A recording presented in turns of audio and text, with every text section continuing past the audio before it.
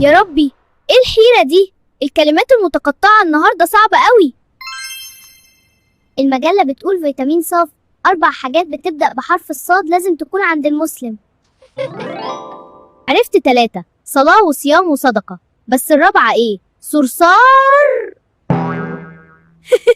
صرصار يا فنوس، الرابعة دي هتكمل مجموعة صاد. يا قمري ساعدني أرجوك، ايه هي الكلمة دي؟ قبل ما القمر يجاوب، نوروا القناة باشتراككم يا أصحابي.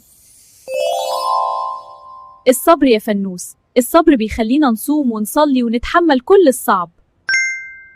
الصبر؟ فعلا، ازاي ما كنتش واخد بالي؟